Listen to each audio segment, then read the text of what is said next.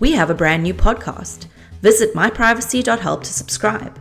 Did you know you can completely control your personal information without relying on a third party? Faris, Gordon, and industry experts explain how you can reclaim control of your data, your privacy, your life. Visit myprivacy.help. Welcome to Bitcoin Basics with your hosts Faris and Gordon. Visit bitcoinbasics.help if you need help buying and securing your Bitcoin. Hello and welcome to another Bitcoin Basics podcast with your host Gordon, that's me, and Faris. Before we even get started, let's have a look at our proof of recording. Today's the 31st of October, 2022. The price of Bitcoin is $20,570 US. And the current block height, all-time highs, is 761,029. So we're doing a Bitcoin and markets episode today. It's basically where I ask Faris trading advice so I can put trades on whenever I want. So Faris, what do we want to talk about today? Hey, Gordon. So we haven't done a markets episode for a while. We've been hitting some key macro events and I've been avoiding them, but we are heading into the midterms in the US, and it is worth talking about the markets, specifically what's happening in the dollar and what's happening in Bitcoin and crypto markets at the moment. All right. Well, I mean, I only have, two questions: Bitcoin USD and Ethereum BTC. That's all I care about. So can you tell me what to do, and then I'll log off and you can do the rest of the episode? No, we're going to have a chat. So I'm just going to share my screen now. So for anyone listening, guys, this is a visual one because I'm going to be putting up some charts, and just fearing that you won't see indicators on my charts. I know if you're following charts on Twitter or something, you'll struggle to see a price. If you're looking at my chart at the moment, this is a weekly chart. So these are called candle bars, Japanese candlesticks. And there's one line in there, and that's just a long-term moving average, just for reference. So the first thing we're looking at here is the US dollar. And the US dollar has been in what's called a parabolic move since July of 2021. It's just taken off. Why is the US dollar important? I've actually talked in length on a different podcast about the importance of the US dollar, and essentially 30% of total global wealth is inside the US, and around 70% of wealth is denominated in US dollars. So the US dollar is basically what runs the financial world still. When the US dollar goes up, that's a problem for a lot of other countries. So we'll talk about that. So the US dollar going up, basically, this is a DXY, which is a US dollar against a whole bunch of other currencies, heavily weighted against the euro, the pound, and the yen. And it looks like we did hit, and we did actually tweet about this, the tone phase indicator, which we like to use. On the DXY, we hit that 9 reversal, which basically you can see just up here. It actually was right near the top, or almost at the top. And we're pausing since. So that 9 basically says, are we exhausting now? So we can see this parabolic trend, which just keeps going up. And parabolic means it will come down, retest a line, and go back up. So we have not broken the parabolic trend. So the next week or 2 weeks will actually be crucial to say, is the US dollar going to reverse, or is it going to go up? Now, there's two schools of thoughts. One is the US dollar's days are ending as a global reserve currency, because all global reserve currencies come to an end. Before the US dollar was the pound. Before that, you had the franc, you had the Dutch, the Spanish, the Portuguese. We've all had different global currencies along the way. The US dollar is a bit more tricky, though, because it's tied into IMF, world trade debts and obligations. It's all commodities are priced in US dollars. So as the US dollar goes up, what's expected is that the price of commodities will come down. So in essence, the US dollar is just a spider web involved in all our everyday lives. It will not be a quick end. So some people are saying, look, the US hegemony is coming to an end, hence the US dollar is just going to go. If I zoom out on this, see how far we can go. So I'm zooming out on the DXY here. So it looks like it's skyrocketing to the highest ever been, but it's not. So if we zoom back all the way back to 1982, so right now the DXY is trading at 110. So 110, the highest it's ever been was 165. That was in 1982. The highest, not 1982, is that right? 85, sorry. The highest it reached after that was it bounced back to 2004 at 121, and now it's at 110. So we're nowhere near the highs of the 80s. Keep in mind, in 1984, at that high, we had the Plaza Accords, where basically Japan and European countries got together with the United States and said the strong dollar is causing us problems, because it actually rallied. The DXY rallied from a low of 84 from 1980 to a high of 165 in 1985. So I think the Plaza Accords was 85. But anyways, that was the top of the US dollar when countries got together and said, we need to weaken the US dollar, and the United States agreed, and it just went, lost half its value, 50% down from there. I don't see a Plaza Accord happening. There is so much going on in the world right now. I don't see these countries getting together and saying we need a weaker US dollar. We were not in a global recession at the time. So that's not happening. So the US dollar still has a lot of room to run, but we are looking, if we top out here, then it is interesting that we have 3 lower peaks. And guys like Mark Yusko, who've got on the program, has basically said, it is the end of the US dollar. So why is the US dollar important? Well, because all things are denominated against it. Bitcoin is one of them. And we've seen a strong correlation between Bitcoin and the stock market recently, which I don't like. And I don't like the fact that Bitcoin is volatile around Fed announcements. Now, Bitcoin should not care what Jay Powell of the Federal Reserve is saying. It should not matter to Bitcoin, but it is. Why? Because we are now seeing a lot of hedge funds and publicly listed companies like MicroStrategy buying and selling Bitcoin. Now, these guys have quarterly reports. Their stock price is heavily influenced by the Federal Reserve. So that could be one reason that Bitcoin is now correlated to the stock market. It's seen as a risk-on asset. And people buying and selling it are watching macroeconomic news and developments. Who knows how long this will last. It shouldn't, but you have to respect the charts. That's the way it is. So the US dollar is at a key point. I think this week and next week, when we have the midterms, which I believe are the 8th of November, you're going to get a lot of volatility around then. We'll see what happens and how that will affect the markets. But if the US dollar goes down, that will affect all of the other markets. If you enjoyed this podcast, please subscribe, like, and share so we can find others like yourself. Tone Vase, who we've had on the show and who we've attended, he said that, the US dollar, he thinks is being, the price of oil is being suppressed because we're going to midterms. And that is something I've heard from other people as well, essentially because you don't want the price of oil to be high as you're going into an election, because if high price of oil means this, you don't really have much, what's the word I'm looking for? Confidence in this government. So high price of oil means, okay, government's doing something wrong. So what's been happening in America is they're selling their strategic reserve. They're selling oil, and the strategic reserve is there for if they cannot buy oil on the open market, that oil is there for emergency purposes. They're selling it just to bring the price of oil down. So we've actually seen oil kind of rebounding around this $80 level. This is US crude. So I think post-election, I would not be surprised if we saw oil going up.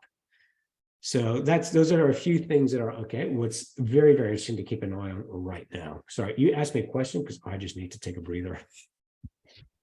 All right. Firstly, I don't think a lot of people know what the DXY is. I guess traders do, but that's a basket. And you went back to, what was it, the last high was 1985, late 1984. So, yeah, I mean, the DXY, sorry, I was just going to say the DXY is mostly nowadays against, the US dollar against a basket of mainly euro, pound, and Swiss francs. But in 95, you wouldn't have the euro. No, it includes the Swiss franc. So it includes the Swiss franc, it even includes the Aussie dollar, I think. So it includes 8 different currencies, but they're weighted. And like 80% of the weighting is euro, yen, and pound. Right. So in 90 or whenever it was in 80, there wouldn't be any euro. So we're not. No, but back then, so yeah, it would have been the German Deutsche Mark and the franc, and the French franc. Anyway, it doesn't matter. Across. Yeah. Yeah. I mean, a lot of people have been saying, it's the end of the US dollar ever since the global financial crisis. It's like, in 2008, 2009, people are saying, yeah, it's just a matter of time. I don't think people underestimate, or people overestimate maybe, how far you can sort of kick the can down the road. You look at inflation, you look at quantitative easing, you're like, well, this can't end. And it's like, but it probably can go a lot further than we actually think it can. So yeah, and this is where you have to pay attention to the charts, because I know I was watching fundamentals, and like 15 years ago, people were saying this rally, this post 2008 rally cannot last. And you've had the best bull market you've ever seen. If you just paid attention to the charts, hey, you would have made money going long. And there's a lot of people who have made millions and millions of dollars who do not know what they're doing, simply by just going along and believing that. And there's a guy whose motto is stocks always go up. He has not had a good year. I saw an awesome tweet showing pre-2022 and 2022, and he's literally losing his shit and ripping his shirt off because he's losing money, because he was under the assumption stocks always go up. So yeah, that's the thing. This is where if you could only have one thing for an investing decision, what would it be? It would be a chart, because the story is in the chart. So what are charts telling us about? Before I get into Bitcoin, one interesting one to talk about is actually indices. And I'm just going to bring up a chart of, this is the futures market of the S&P 500. And it's very interesting that when there's things on the news like doom and gloom, and Jim Cramer on CNBC, who's been around for a very long time, they're actually launching an inverse Cramer. So you can, whatever Jim Cramer is saying to buy, this ETF is going to go the opposite way. Because he does not have a good track record. He's underperformed the S&P 500. So when people are doom and gloom, you think, okay, what is the majority of people saying? And if that's it, and you got to think of it as like a boat. If everyone's on one side of the boat, it's going to tip over. And so when everyone's doom and gloom, the stock market's crashing another 50% from here, you're like, okay, it might not. And I was just listening to an interview today with David Rosenberg, who's a very respected analyst, and he was saying that the strongest rallies you'll ever get are in a bear market. So that's when they go up the most, because people have to cover their shorts, and everyone's going in to cover shorts. So you get strong rallies in the bear market. So we are potentially, and this is a chart of a weekly ES1, which is a futures of the S&P 500. So the S&P 500 is only open during American hours. The futures market is open 5 days a week. And this is saying we've had 2 weeks of a decent rally. There was an indicator that I use to say to go long. So I think, yeah, this is actually potentially a good bear market rally that we're into, and it might even just extend to new all-time highs past the election. Who knows? But when everyone's doom and gloom, you're like, if I don't want to do what everyone else is doing, because if it's in the paper, you're probably a bit too late. So it doesn't mean that that's when you should go the opposite direction. That's not how you trade. But looking at the charts, it's, yeah, you miss the opportunity to go short. You might want to, if you think that this market's going to go down even more, you might just want to wait for another entry point. But right now, it is a good risk reward to potentially go long in indices. I brought up one today, which I was amazed by. So, yeah, so this is actually a weekly chart of this. This is a combination of the biggest shares in Asia, which is Samsung, Tencent, Alibaba. And just a year ago, it was at just shy of $15. And now it's at $5.50. Wow. And you're talking, these are huge companies in, yeah, Tencent, Alibaba, Samsung. They're, and they're spread across like not just one country, they're spread across 2 or 3 big economies. So I couldn't believe it when I saw this. So Yeah, risk to reward, if you were thinking, okay, if we're going to rebound, this is probably a good one to get into, but hey, that is highly, highly speculative. The chart does not tell me to buy on this one. This is just the lowest this has ever been is $5.03. We're at $5.50. And a year ago, and this is during COVID, we're at just shy of $14.50. So I'm like, that's a pretty good risk to reward if you're going to hold on to that one for a couple of years. So this is just where I like looking at the charts and ignoring the news.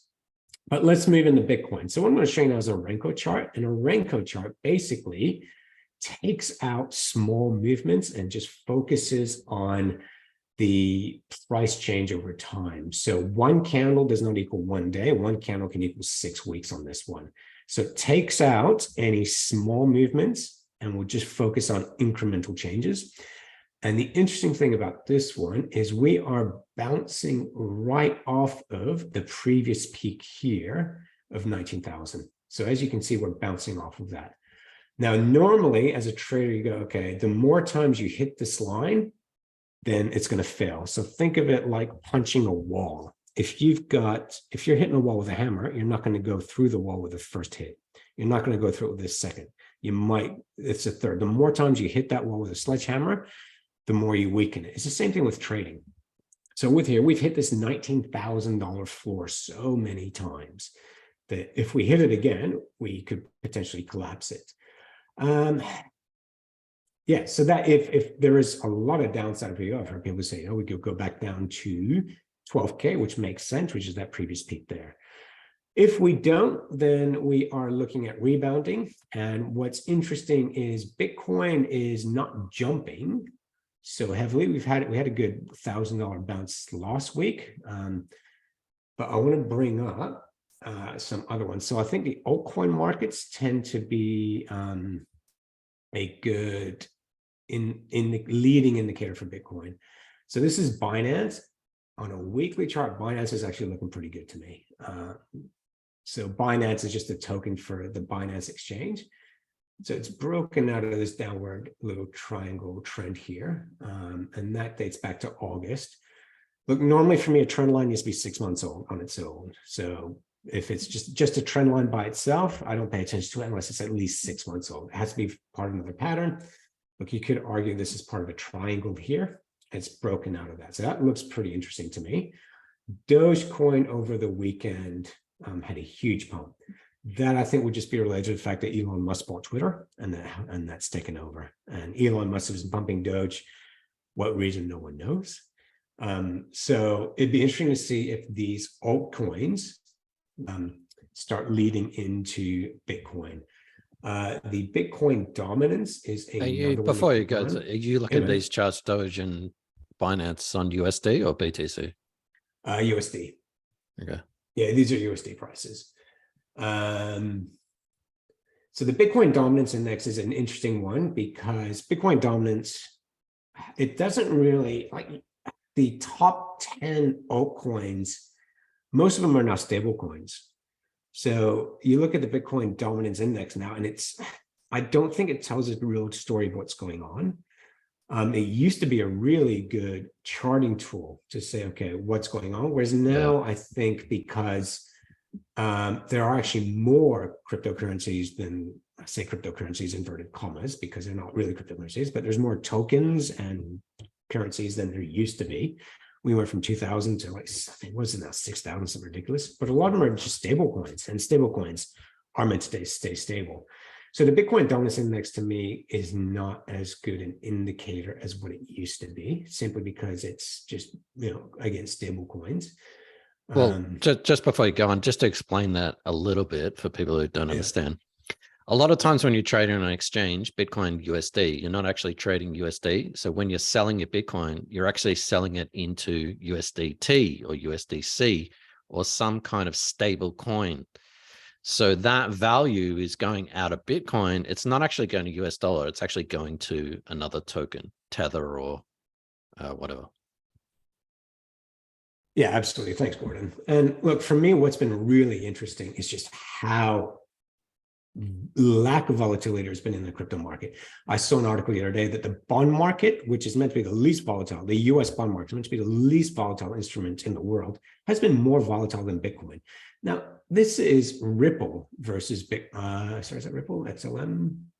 Stellar. So Stellar is actually a pretty heavily traded coin versus Bitcoin. And you can just see these Bollinger Bands in here. So Bollinger Bands are basically just the trading range, and they're so tight. And Bitcoin was so tight. And think of this like an elastic band. The further you pull an elastic band, the harder the snap.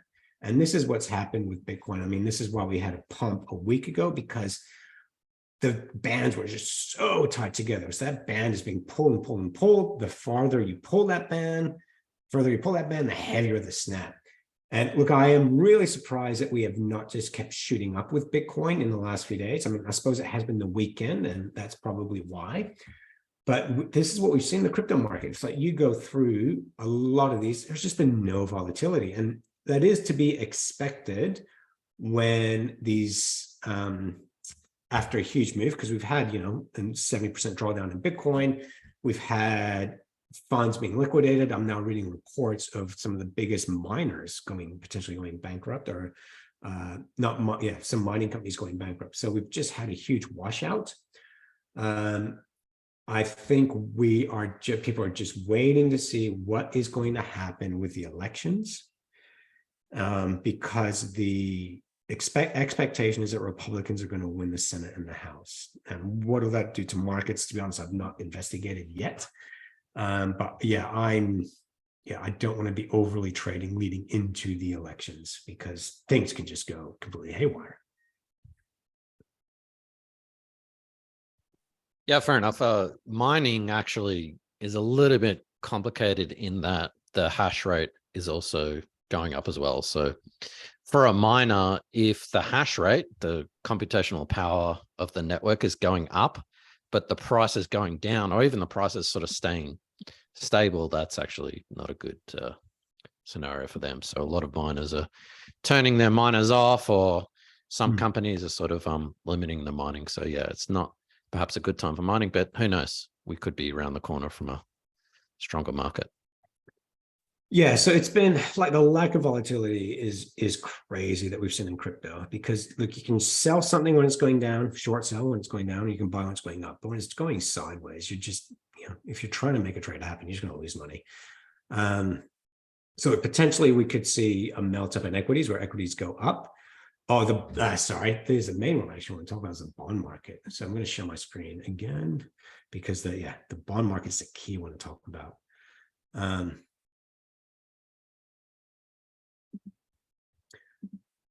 Okay, bond market, here we go. So the bond market is basically say modern day portfolio is 60-40. 60% Do you want to share your screen? Is it not sharing? No. Sorry, I got to press share. There we go. So the bond market is where 60% of a lot of money goes into. So managed funds, retirement funds in America, they all basically 60-40 is a golden rule, 60% bond market, 40% stocks, because they're under this presumption they don't go down together. We have seen yields go up, and if yields are going up, it means bonds are going down. But potentially yields topped last week. And this is where tone-based indicator came in really handy. And tone-based indicator is based on a very popular indicator, which I don't want to name on this channel because I think there's some copyright behind it. So 2 weeks ago, the tone-based indicator hit that 9 reversal. Now, this is yields. So if yields are going up, it means the price of bonds are going down. So if the yields start to come down, then that means bonds are going to go up. And again, this interview with David Rosenberg, he said bonds will go up before stock markets go up, but we've actually seen this coincide at the same time, where they're starting to reverse. And this is one problem that we've had in this market. If you had bonds and markets go down at the same time. So if you've been a money manager for the last 40 years, basically you've had one approach: 60% bonds, 40% equities, because if bonds go up, stocks are going down. If stocks are going up, bonds are coming down, so you balance out. But that's actually been proven wrong this year because they've been correlated. By the way, I can mention Turnvay's indicator. It's called the random number generator. That's what it's based on. So it just randomly generates a number 1 to 9. So if Inside we joke. start to see a reversal in bonds, as in yields are coming down, which is, good for inflation. It means inflation numbers are coming down. Or not inflation, sorry, but what you pay for on your credit card debt, your student debt, your car loan debt, your home loans, that starts coming down. That's going to be better for the economy because it means it frees up more cash. And if people have more cash to spend, potentially they'll want to invest in the stock market. So if that continues to come down, that is going to be positive for markets and potentially positive for Bitcoin. Now, most people listening to this, Faris, probably care about Bitcoin. Bitcoin versus USD, we've had a look at potentially going down further. But Bitcoin against alts, can you give us a summary again? Bitcoin USD versus Bitcoin alts. Bitcoin USD, I think the down is in. I don't think we're going to go lower. If we do, I think it's going to be a flash crash. Because the way I look at Bitcoin at the moment, and this is not actually a pattern, just an observation, is I like to call, it's what I call a rounding bottom. I think it's had so many opportunities to go lower. Sentiment is just white. So markets bottom on two ways. One is an event where it just bottoms and goes back up. Bitcoin has been known to do that in not bottom, but just have these huge whips. And then time, people just get bored of something. And so the way I look at Bitcoin is it's just been, since June of last year, it's just been in such a narrow range. I think people are just bored of it. Yeah, so with Bitcoin, I think it's just been down here for so long. And the way people look at trading is, what's your return on investment? So with Bitcoin, yep, it's at 20,500. Now, what is the potential upside to Bitcoin from here? It's $50,000. How do I know that? Because it's been there before. There's no reason it wouldn't go there again. The fundamentals for Bitcoin are getting stronger every week. So someone's going to look at this and go, okay, do I want to wait for Bitcoin to go below 19, maybe the 12, to buy in? Or do I kind of want to get in now because I know that in a year or two, this thing could be back at 70 grand. So that's, if you're looking at a chart, like, do I really want to mess around with this little area in here and miss out on the long-term impact of up here? So I think that's how people are going to look at it, is just go, okay, I kind of, maybe 17.6 was the low back here. I don't want to miss out on this big opportunity here because I'm fiddling around in this little stuff. And to me, sentiment is so bad at the moment when you're hearing, miners going bankrupt, you're hearing all, the 3 Celsius stuff that we had, all this stuff going on. It just basically people got over leveraged in the Bitcoin, people got burnt. And the fact that we've just been trending sideways for so long just tells me this forms a really nice base in here. So, and like if I would be surprised if we broke below 19.5, which is, the top of this base here. And look, if we do, to be short-lived, that's my expectation, not financial advice, just commentary. But yeah, the upside for here is definitely more better than just waiting for better downside.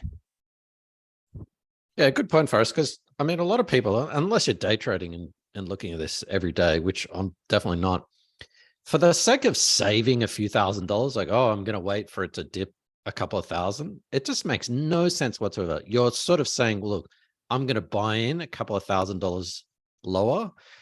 If Bitcoin goes back to all-time highs, which is definitely possible and probably probable, a couple of $1,000 is so insignificant when the Bitcoin price is back up to 60, 70,000. So yeah. Yeah. And look, I had this conversation with someone where I told them, I think now's actually a good time to buy. And they're like, oh, I'm going to wait for it to drop another $500. At the time it was trading at $4,000 and they never got in because they thought, oh, I want to get a little bit cheaper. And this is why on the Bitcoin Basics podcast, what do we say? DCA, just buy a little bit every day, every week. Don't look at the price for a couple of years. Dollar cost averaging for those playing at home. Put a little bit of your salary into every week or every month. There are several services that provide that, but yeah, basically you're taking the volatility out. Sometimes you're buying a bit lower, sometimes you're buying a bit higher, but you're accumulating Bitcoin over time. Bitcoin is about getting rich slowly. Yes. Yeah.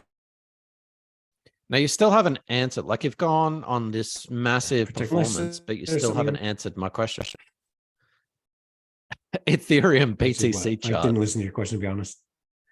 Ethereum BTC, let's have a look. Yeah. Yeah, it actually was looking good. To me, there's just a lot of upside. So the 2 weeks ago, I'm like, yeah, it's a nice looking reversal just in here. So I've got a lot of, let me remove all this stuff from here.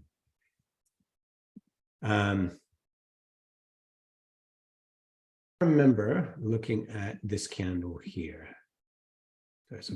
So that one right there, that second candle that we can see going, that's a nice looking candle.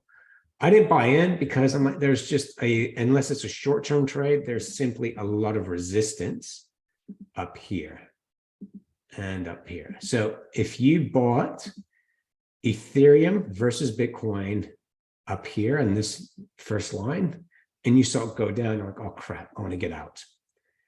And then you saw it come back to the second line here, you would have gone, okay, that was my opportunity to get out and I missed it. Then you go, next time it comes up here, I'm going to get out. So you've got these two lower highs, and it's actually starting to look like head and shoulders. Not a perfect head and shoulders, but yeah. So to me, this was a short trade. You would have done well if you're just did a short trade getting in there. But yeah, to me, there's just too much resistance up here to go long Ethereum versus Bitcoin on anything more than a week or two basis. Good, because I'm already out. Cool. Okay. We're all happy for you, Gordon. Oh, thanks, man. Very, very small trade, very small trade. Because I'm all about accumulating more Bitcoin. I don't care. Sorry, I shouldn't say I don't care about the Bitcoin USD price, but when you think about it, if you've got one Bitcoin and the price of Bitcoin goes from 20,000 to 100,000, that's great because your one Bitcoin value has, gone up, but you've still got one Bitcoin. The ultimate for me is to accumulate more Bitcoin. Well, how do you do that? We trade some of the popular alts, not because I think the alts are great, but because I want to accumulate more Bitcoin, not US dollar. Yeah. And this is the thing. What are you risking by trading? Well, you're risking losing your hard-earned Bitcoins. Sure. So get rich slowly. Yeah, I mean, hashtag not financial advice, but DCA again makes the most amount of sense. If you're, especially if you're earning fiat, if you're earning dirty fiat money from your central bank in whatever country you're in, put that money, $5, $10, $20, $50, whatever it is, even a small amount, put that every week or every month. You can set it up in different ways. It's like a savings account. You set it, you forget it. After a couple of years, you've just accumulated, even if you accumulate a small amount of Bitcoin, you still accumulated more than what you would have. So, and, go without that coffee or go without that donut or whatever it is per week. And it just relieves the stress. Cool. Gordon. I say all this advice, but I never actually listen to my own advice. All right, Gordon, I unfortunately have to get going, but thank you for listening, everyone. Hope that wasn't too boring for people. And yeah, can you sign us off, please, Gordon?